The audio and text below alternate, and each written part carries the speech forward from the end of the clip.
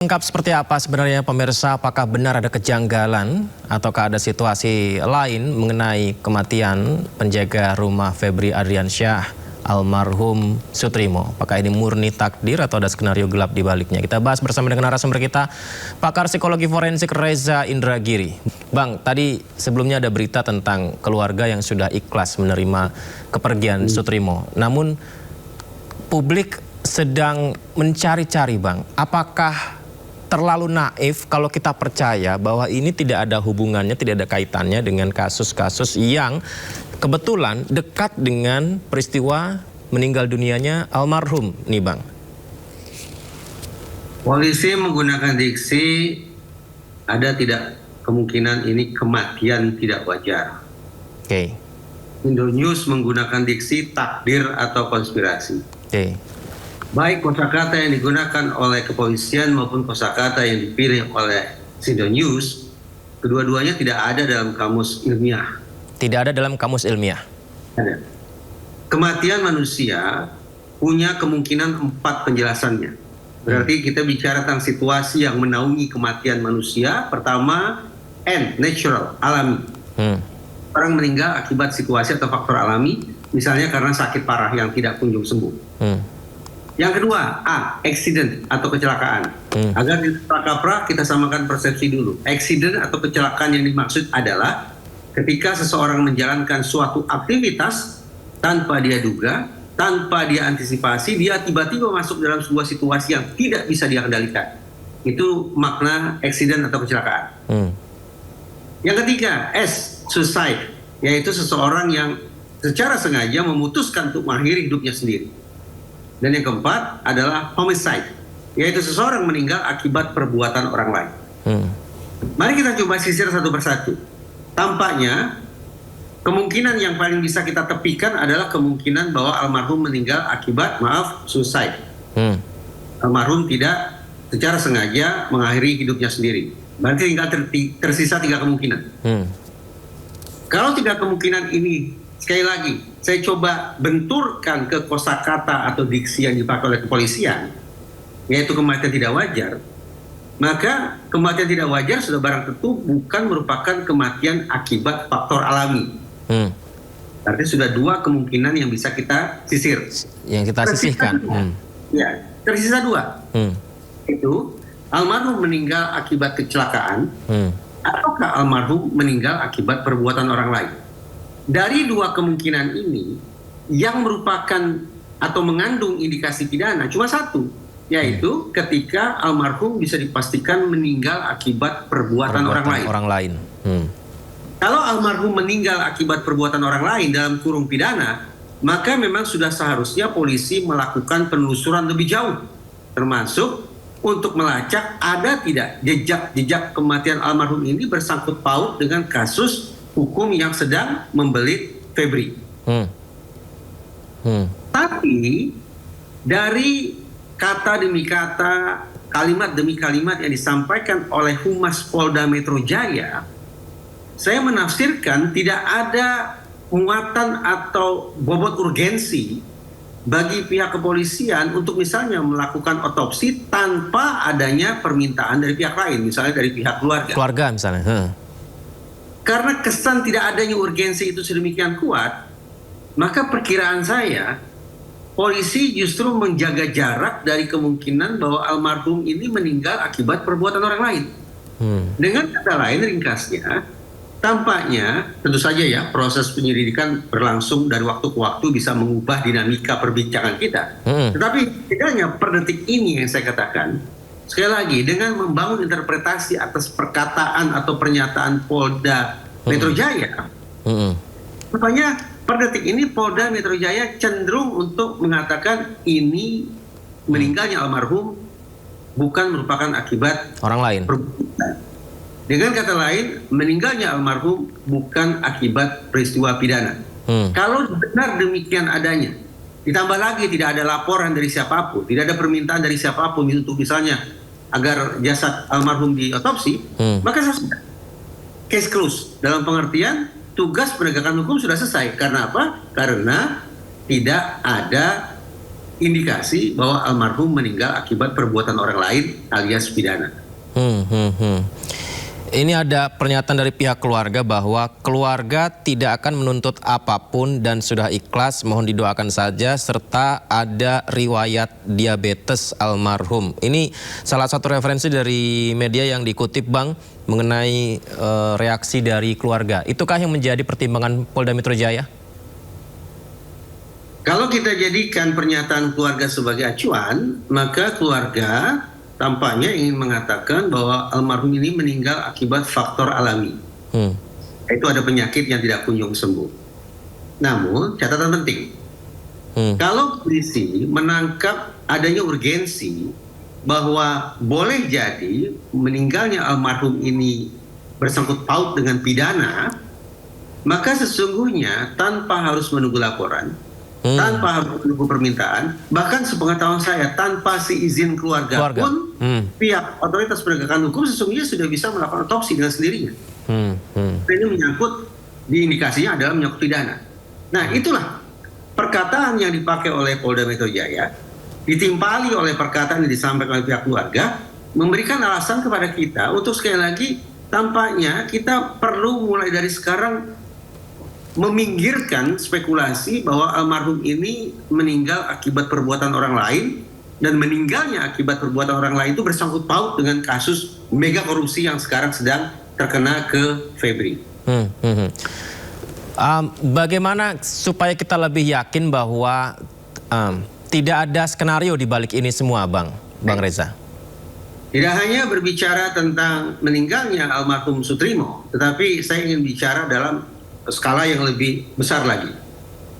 Sudah sekitar 2 pekan terakhir ini, saya mengajukan usulan tentang Formula 345. 345? Ya. 3 artinya perlu joint investigation yang melibatkan 3 lembaga.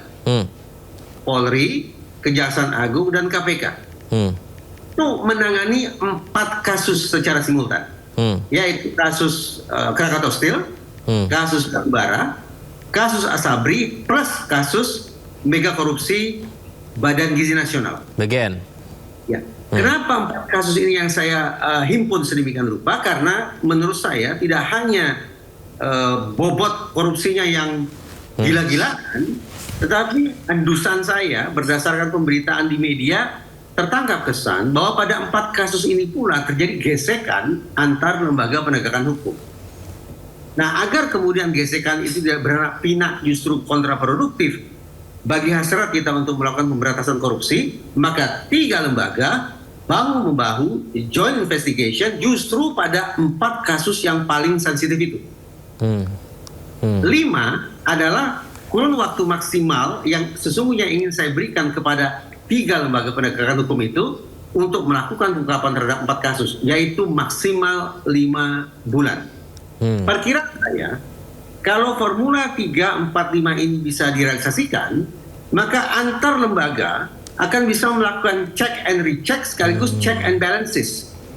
Dengan adanya check and recheck sekaligus check and balances, mereka saling review satu sama lain, mereka saling melakukan penguatan satu sama lain. Mudah-mudahan kasus yang saya sebut tadi, ada 4 kasus, akan bisa tertangani dengan memenuhi 4 tolok ukur pengungkapan kasus korupsi, yaitu tuntas, menyeluruh, objektif, dan transparan. Itu dia Formula 345 yang saya usulkan. Menarik itu, 345. Polri, Kejaksaan Agung, dan KPK mengusut 4 kasus Krakatau Steel, Asabri, Batubara, BGN selama 5 bulan, begitu ya, Bang? Betul Mas Yudi. Menarik itu ya. Baik, tapi kalau bicara soal petunjuk tadi, Bang Reza, kematian dengan mulut berbusa hampir bersamaan dengan kasus dugaan korupsi dan TPPU Febri. Apakah ini bisa menjadi dasar polisi mengungkap kematian Sutrimo meskipun pihak keluarga sudah mengikhlaskan? Sayangnya, kondisi seseorang meninggal dengan mulut berbusa itu tidak semata-mata diakibatkan oleh misalnya masuknya zat kimia berbahaya ke dalam tubuh yang bersangkutan. Baik akibat perbuatan dirinya sendiri ataupun perbuatan orang lain. Orang yang meninggal secara alami dalam kondisi menderita penyakit tertentu pun bisa menampakkan tanda yang kurang lebih sama.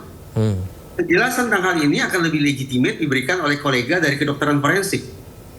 Tapi yang ingin saya katakan, letak relevansi kenapa polisi sepatutnya memberikan perhatian ekstra pada meninggalnya almarhum Sutrimo bukan pada mulut berbusanya.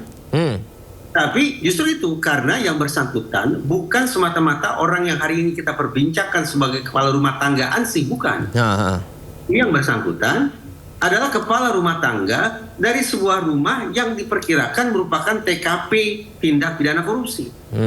Itu dia. Ada itu letak relevansinya. Mengapa menurut saya sepatutnya polisi mempertimbangkan ulang. Benarkah otopsi baru akan dilakukan kalau ada laporan? Benarkah pemeriksaan secara lebih mendalam baru akan dilaksanakan kalau ada permintaan? Menurut saya, mengingat kasus ini sudah menjadi perhatian publik dan memenuhi definisi grand corruption atau high level corruption, sekaligus juga bisa saja mempertaruhkan reputasi lembaga-lembaga penegakan hukum kita, maka langkah yang lebih berani, inisiatif yang lebih besar, tidak ada salahnya dipertimbangkan untuk diambil oleh pihak kepolisian. Walaupun idealnya kembali ke dalam format joint investigation.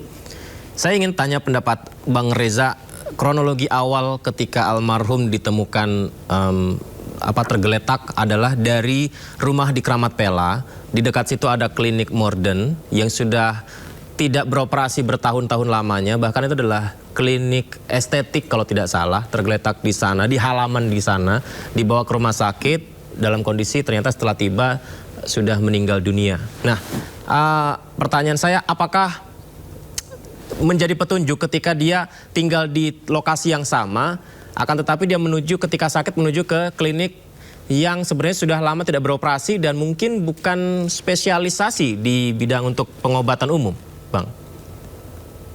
Saya tidak bisa berspekulasi karena saya tidak punya theoretical framework tentang situasi-situasi yang Mas Yudi sampaikan barusan.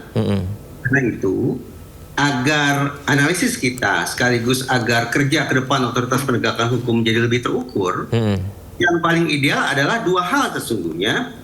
Pertama, lakukan otopsi terhadap jasad almarhum, berarti kita bicara tentang pemeriksaan secara fisik, dan juga secara simultan sekiranya dianggap perlu lakukan otopsi psikologis.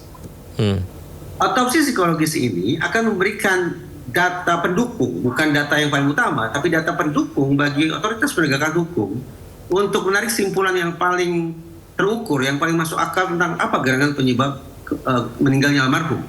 Apakah, saya ulangi, situasi alami, kecelakaan, mengakhiri hidup sendiri, ataukah dihabisi oleh pihak lain.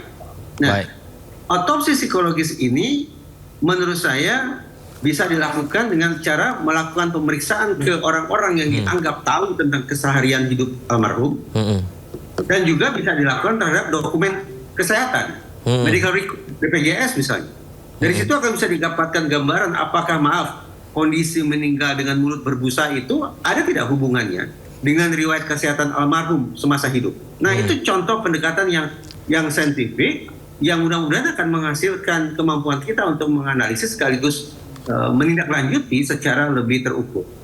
Baik, Bang Reza dan juga pemirsa, kita simak dulu ini pernyataan dari Febri Diansyah ya, kuasa hukum ex Jampitsus Febri Adriansyah, yang menyatakan tidak mendapat informasi terkait kematian Sutrimo. Febri nyatakan menunggu keterangan kepolisian atas perkembangan kasus itu. Kami fokus di substansi perkara tadi. Saya juga tidak dapat informasi ya terkait dengan hal itu. Yang saya baca di media-media kan sudah ditulis dan Polda juga sudah mulai lakukan, saya nggak tahu itu penyelidikan atau seperti apa. Jadi mungkin memang lebih baik agar isunya nggak campur aduk ya. Lebih baik kita tunggu saja bersama-sama informasi resmi dari Polda, karena kami ini kan advokat untuk perkara di Kejaksaan Agung. Jadi kami tidak mungkin bicara lebih jauh dari. Baik, kembali kita berbincang, Bang Reza. Kalau dalam sebuah sebuah peristiwa kejahatan gitu, Bang Reza ya, apakah apabila ingin menutupi sebuah kasus ini membuat seseorang menjadi, ya katakanlah dia saksi kunci begitu ya, ini membuatnya menjadi meninggal dunia, itu konsekuensinya lebih besar, ini bisa menutupi kasusnya, atau ini justru konsekuensinya akan membuat kasus ini justru masih menjadi justru blunder panjang begitu Bang, sehingga agak sulit untuk menghubung-hubungkan keterkaitan meninggal dunianya Sutrimo dengan kasus Febri. Kita tentu bersepakat bahwa grand corruption atau ada juga yang mengistilahkannya sebagai high level corruption merupakan kejahatan yang terencana. Definisinya juga sangat terang benderang. Yang dimaksud dengan high level corruption adalah ada 3 tolak ukurnya, 3 indikatornya. Pertama, dilakukan secara sistematik dan juga terencana. Yang kedua, dilakukan oleh kalangan elit, kalangan atas, pejabat, orang berpangkat tinggi, orang punya kekuasaan dan seterusnya. Dan yang ketiga adalah menghasilkan dampak terhadap kerugian negara dalam jumlah yang fantastis. Kita fokus pada yang pertama. Poin pertama yaitu ini merupakan kejahatan yang sistematik dan terencana. Kalau ditanya ke psikologi forensik, bagaimana cara kita mengukur apakah ini terencana atau tidak? Maka akan dicek ke dalam otak atau proses berpikir para pelaku. Kalau 4 unsur berikut ini tersedia di kepala pelaku atau para pelaku, maka kita bisa simpulkan ini sebagai sebuah kejahatan sifatnya terencana. 4 unsur yang saya maksud adalah target, insentif, sumber daya, resiko. Kita fokus pada resiko. Itu artinya setiap pelaku kejahatan termasuk pelaku tipikor sebelum melancarkan aksi jahat mereka sudah harus memperkirakan dan memperhitungkan sekaligus memikirkan bagaimana cara kita menanggulangi resiko yang bisa muncul nanti. Salah satu resiko yang muncul adalah ketika kita tidak bisa mengendalikan adanya saksi. Nah, dengan cara berpikir seperti itu maka kita bisa pahami, maaf ini jangan salah tafsir, ada kepentingan bagi pelaku kejahatan untuk memastikan bahwa mereka-mereka yang berpotensi sebagai saksi harus dieliminasi.